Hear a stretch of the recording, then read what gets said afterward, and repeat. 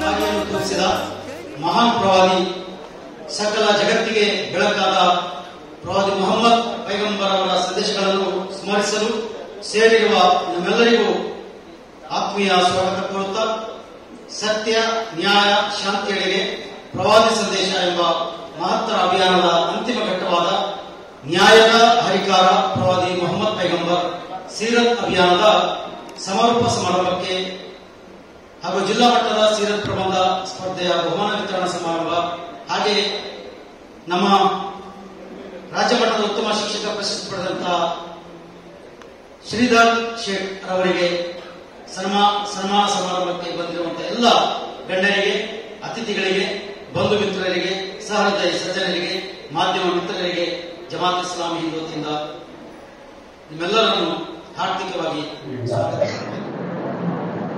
ಆ ಸಂದೇಶಗಳು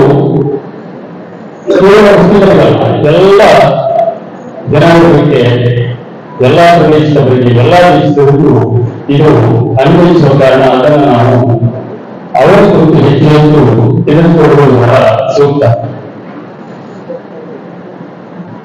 ಯಾಕೆಂದರೆ ಗುರುಗಳು ಕೇವಲ ಗುರುಗಳಲ್ಲ, ಅದು ಬೆಳಕು ಮಾತನ್ನು ಜ್ಯೋತಿರ್ಲಿಂಗ ಅಂತ ಆಡಿ ನಮ್ಮ ಹೊರಬರತನ್ನ ಬೆಳಗುವಂತ ಒಂದು ಶಕ್ತಿ ಅವರಿಗೆ. ಇದನ್ನ ಹಿಂದಿನವರು ಬಹಳ ಚೆನ್ನಾಗಿ ಅರ್ಥ ಮಾಡಿಕೊಂಡಿದ್ದಾರೆ. ಸ್ವಾಮಿ ವಿವೇಕಾನಂದರು ಇಂತಹ ಬೆಳಕುಗಳನ್ನ ಎಲ್ಲಾ ಕಡೆಯಿಂದ ಹೊರತಕ್ಕಂಥದ್ದು ವೈಯಕ್ತಿಕವಾಗಿ ವಿಶ್ವವೇ ಗುರುತಿಸುವಂತಹ ಒಂದು ಬೆಳಕುಗಳ ಬೆಳಕಾಗಿ ಹೊರಹೊಮ್ಮುವಂತ ನಮಗೆ ಗೊತ್ತಿದೆ. ಅವರು ಎಲ್ಲ ಬೆಳಕು ತೆಗೆದುಕೊಂತಾರೆ. ಅವರು ಮಸೀದಿಗೆ ಹೋಗಿದ್ದು, ಅವ್ರು ಹೇಳ್ತಾರೆ, ನಾವು ಮಸೀದಿಗೆ ಹೋಗ್ತೀವಿ, ಚರ್ಚ್ಗೆ ಹೋಗಿ ಚಿರುತೆಯನ್ನು ತಲೆಬಾಗುತ್ತೇವೆ, ಬೌದ್ಧ ವಿಹಾರಗಳಿಗೆ ನಾವು ಹೋಗ್ತೀವಿ. ಹಾಗೆ ಹಿಂದೂಗಳ ಜೊತೆ ಸೇರಿ ಅರಣ್ಯಕ್ಕೆ ಹೋಗಿ ಅಲ್ಲಿ ಕುರಿತು ನಕಾರಾತ್ಮಕವಾಗಿ ಬಿಂಬಿಸಲಾಗುತ್ತದೆ. ಅದು ಎಲ್ಲ ಒಳ್ಳೆಯ ವ್ಯಕ್ತಿಗಳ ಬಗ್ಗೆ ಜಗತ್ತು ಹಾಗೆ ಮಾಡಿದೆ. ಒಳ್ಳೆಯ ವ್ಯಕ್ತಿಯನ್ನು, ಇದೇ ಪ್ರವಾದಿ ಆಗುವುದಕ್ಕಿಂತ ಮೊದಲು ಅರೇಬಿಯಾದ ಜನರು, ಮಕ್ಕಾದ ಜನರು ಹೇಳ್ತಾ ಇದ್ದರು, ನೀವು ಅಮೀನ್, ನೀವು ಸಾದಿಕ್, ನೀವು ಪ್ರಾಮಾಣಿಕ, ನೀವು ಸತ್ಯಸಂಧ ಅಂತ.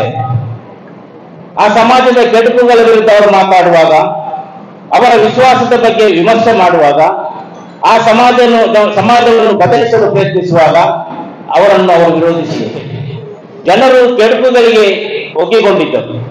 ಆ ಕೆಡುಕಿನಿಂದ ಜನರನ್ನು ವಿಮೋಚಿಸುವುದು ಹೇಗೆ ಎಂಬುದರ ಬಗ್ಗೆ ಅವರು ಚಿಂತಿತರಾಗಿದ್ದರು. ಅಲ್ಲಿ ಅಂಧಕಾರ ಏನೆಲ್ಲ ಕೆಡುಕುಗಳಿವೆಯೋ ಆ ಎಲ್ಲ ಕೆಡುಕುಗಳು ಅಲ್ಲಿ ಜಗಜ್ಜಾಹೀರಾಗಿ, ಅಲ್ಲಿ ಶರಾಬು ಇತ್ತು, ಅಲ್ಲಿ ವ್ಯಭಿಚಾರ ಇತ್ತು, ಅಲ್ಲಿ ಜೂಜಾಟ ಇತ್ತು, ಹೆಣ್ಣು ಮಕ್ಕಳನ್ನು ಜೀವಂತ ಹುಡುಕ್ತಾ ಇದ್ದರು, ದ್ವೇಷ, ಹಾಗೆ ಅನ್ಯಾಯ, ಅಕ್ರಮ ವ್ಯಾಪಕವಾಗಿತ್ತು, ನ್ಯಾಯ ಮರೀಚಿಕೆಯಾಗಿತ್ತು, ಮನುಷ್ಯತ್ವ ಅಲ್ಲಿ ಇರಲಿಲ್ಲ.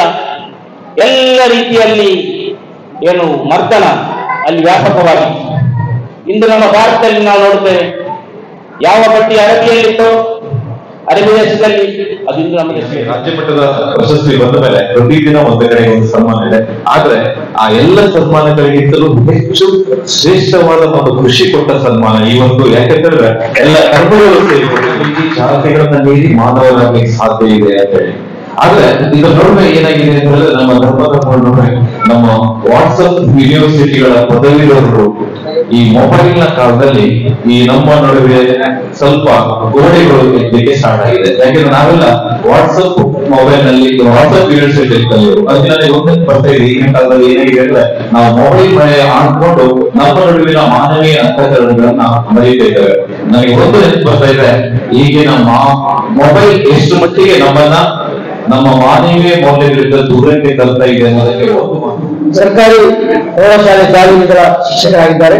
ಇವರು ಕವಿ, ಲೇಖಕ, ಅಂಕಣಕಾರ, ಚಿತ್ರಕಲಾವಿದ, ರಂಗಚಿತ್ರಕಾರ, ವಾಗ್ಮಿ, ಕಾರ್ಯಕ್ರಮ ನಿರೂಪಕ ಹಾಗೂ ವ್ಯಕ್ತಿ ವಿಕಸನ ಮಾರ್ಗದರ್ಶಕ, ಬಹುಮುಖ ಪ್ರತಿಭೆಯೊಂದಿಗೆ ಜನಮನ್ನಣೆ ಗಳಿಸಿರುವುದು.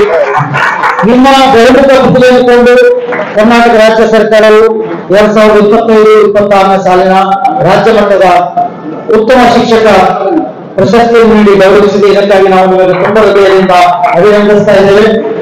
ಜಮಾತ್ ಇಸ್ಲಾಮಿ ಭಕ್ತರ ಶಾಖೆಯು ನಿಮ್ಮ ಸೇವೆ ಮತ್ತು ಶಾಸನಗಳನ್ನು ಗೌರವಿಸುತ್ತಾ 19 ಸೆಪ್ಟೆಂಬರ್ 25ರಂದು ನಡೆದ ನ್ಯಾಯದ ಅಧಿಕಾರ ರಾಜು ಮೊಹಮ್ಮದ್ ಪೈಗಂಬರ್ ಸೀರತ್ ಅಭಿಯಾನದ ಸಮಾರೋಪ ಸಮಾರಂಭದಲ್ಲಿ ಹರ್ಷಭರಿತರಾಗಿ ಸನ್ಮಾನ ಸಲ್ಲಿಸುತ್ತಿದೆ. ನಿನ್ನ ಆರೋಗ್ಯ, ಆಯುಷ್ಯ ಹಾಗೂ ಪ್ರತಿಭೆಯನ್ನು ಇನ್ನಷ್ಟು ಬೆಳೆಸಿ ಸಮಾಜಕ್ಕೆ ಮಹತ್ತರ ಸೇವೆ ಸಲ್ಲಿಸುವ ಶಕ್ತಿ ಆ ದೇವರನ್ನು ದಯಪಾಲಿಸುವುದು ಹಾರೈಸುತ್ತೇವೆ. ಭಕ್ತ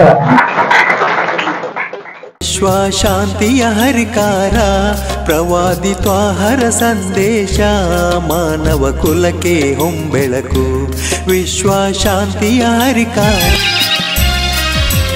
ದೇವನ ಮುಂದೆ ಶಿರಭಾಗು ಮಾತಾ ಪಿತರ ಸರೆಯಾಗು ಸ್ವರ್ಗದ ಅಡಿಪಾಯ